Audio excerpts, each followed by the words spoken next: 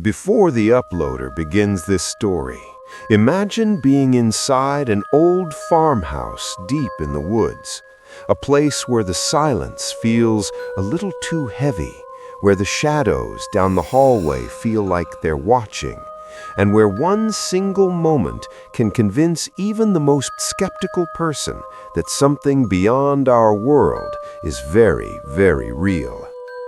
Tonight's story comes from the narrator, who once believed they understood the paranormal, until a night inside a family farmhouse showed them that some places hold memories, secrets, and forces that are better left untouched.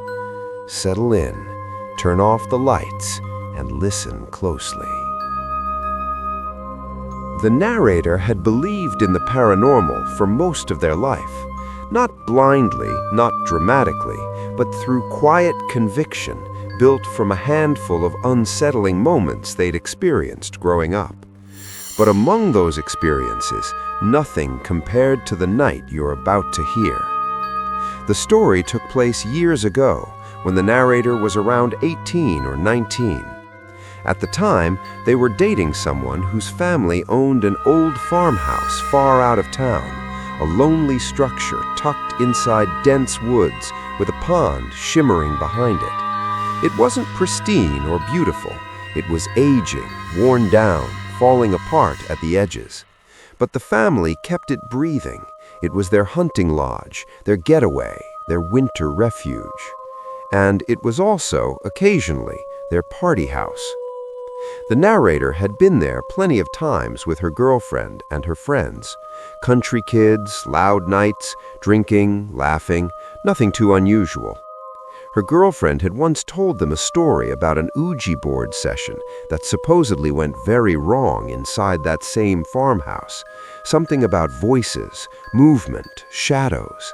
She said it scared her so badly she refused to go back for years. The narrator believed in the paranormal, but Ouija boards? Those stories always felt exaggerated, so they shrugged it off. There was only one thing they didn't like about that place: the hallway. A long, narrow stretch that led to the back bedrooms and the bathroom. Something about that hallway felt wrong, like the air was heavy, like something unseen stood waiting just beyond the edge of your vision. So wrong, in fact, that the narrator would rather walk outside into the pitch-black woods in the middle of the night to relieve themselves than set foot in that hallway. That feeling would soon make sense. One evening, the narrator was at the farmhouse with her girlfriend, her brother, and 2 of his friends, 5 people total.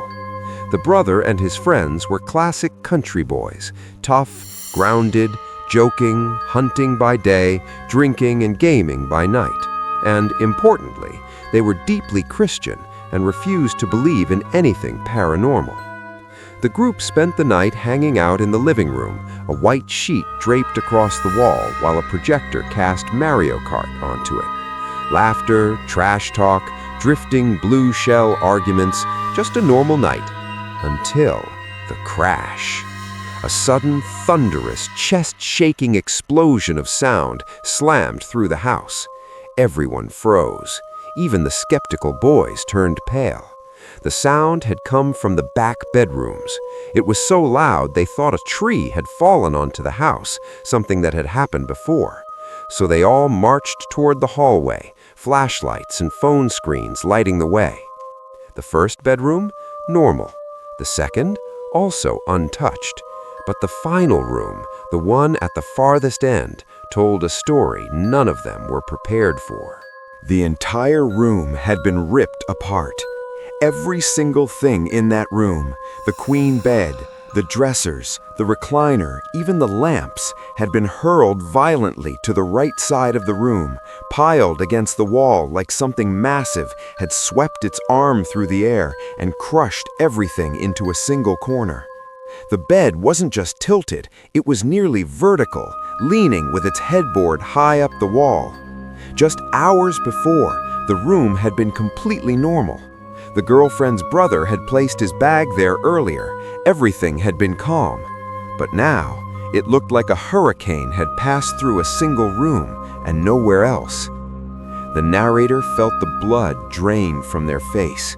A freezing chill climbed their spine as their mind tried to understand what could possibly do something like that.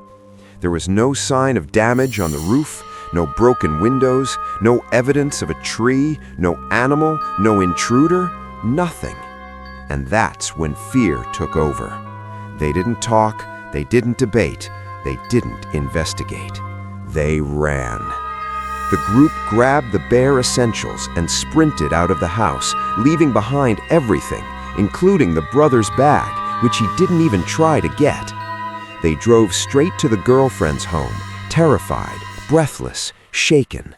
The narrator told her parents what happened, but they brushed it off, calling it a prank, refusing to believe a word of it.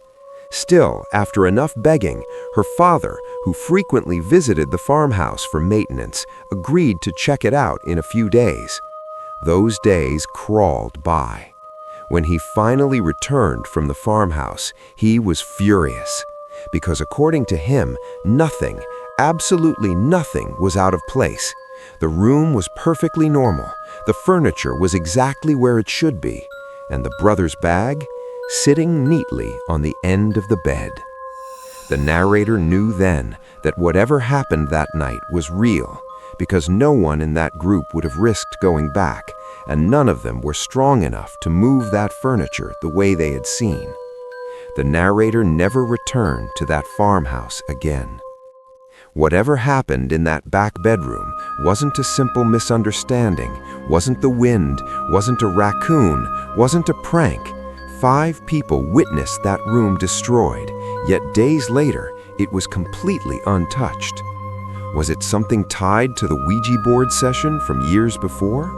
Was the hallway's unnerving atmosphere a warning sign all along? Or was it something darker, a presence that wanted to make itself known only once? The uploader believes this experience shows that some places don't forget what was awakened inside them, even if the living try to move on. If you've ever encountered something you can't explain, something that left your heart racing and your mind questioning reality, the uploader invites you to share it in the comments. Your story might be featured in a future video. And if you want more chilling true encounters like this one, make sure to like, subscribe, and turn on notifications. There are many more stories waiting to be told. Until next time, stay curious, stay cautious, and remember, some houses may be empty, but that doesn't mean they're unoccupied.